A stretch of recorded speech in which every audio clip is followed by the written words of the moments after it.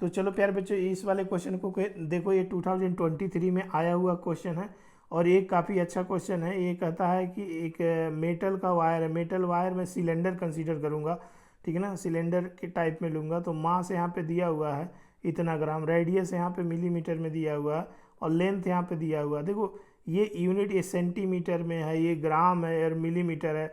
तो हम सबको पता है कि जो डेंसिटी के में परसेंटेज एरर निकालना है, तो परसेंटेज एरर को यूनिट से कोई मतलब है ही नहीं, ठीक है, समझ में आया। तो ये यूनिट क्या है, इससे कोई मतलब आपको नहीं होना चाहिए। परसेंटेज एरर और एब्सोल्यूट एरर में यूनिट का कोई पंगा नहीं है, ठीक ना। चलो, तो यहाँ से डेंसिटी का फार्मूला डिराइव करो सबसे पहले। तो mass equal to volume multiplied by density लिख सकते हो बड़े आराम से। यहाँ से जो मास है वो वॉल्यूम मल्टीप्लाई, यहाँ से डेंसिटी मुझे दिखने लगेगी, ठीक ना। तो अब डेंसिटी, अब किसी वायर का वॉल्यूम कैसे निकले लिखते हैं। ये जो पाइप है, सिलेंड्रिकल पाइप है, इसका अगर मैं जो वॉल्यूम निकला हूँ तो लेंथ और एरिया ऑफ क्रॉस सेक्शन से मल्टीप्लाई कर देते हैं। Area of cross section length से मल्टीप्लाई करते हैं तो मुझे वॉल्यूम आ जाता है। तो कुल मिला के ये वाली जो चीज़ आएगी यहाँ से, area of cross section length से यहाँ ये आ जाएगा area pi r square length L. तो यहाँ से मैक्सिमम पॉसिबल एरर, अब एरर वाला कॉन्सेप्ट लगा दो।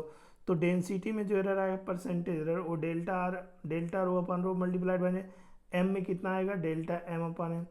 पाई में कोई एरर नहीं, आर स्क्वायर ऊपर जाएगा 2 डेल्टा आर अपन, एल वाला में आ जाएगा 2 डेल्टा एल अपन एल।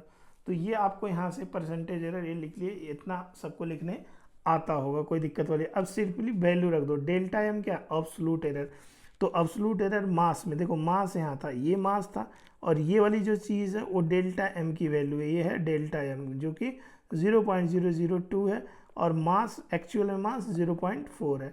तो एम और डेल्टा एम की वैल्यू तो यहाँ से डाल दिया मैं, फिर मल्टीप्लाइड बाई 2 और रेडियस की वैल्यू डाल दी। रेडियस क्या है, रेडियस ये वाली चीज़ है, मिलीमीटर में है। तो डेल्टा आर, जो डेल्टा आर है एब्सोल्यूट एरर 0.001 है यहाँ से, और यहाँ से, और आर जो है यहाँ से रेडियस जो है वो 0.3 है, इसकी वैल्यू डाल दिए। तो ये वाली वैल्यू, उसी तरह से लेंथ की वैल्यू डाल दी और कुल मिला के पूरा यहाँ से कैलकुलेट कर लो। तो ये वाली चीज़ यहाँ से जनरेट हो जाएगी। और ज़्यादा सॉल्व करोगे तो 1.56 मतलब 1.6 के आसपास अप्रॉक्सीमेटली सोल्यूशन बन जाएगा। सेकेंड ऑप्शन सही है।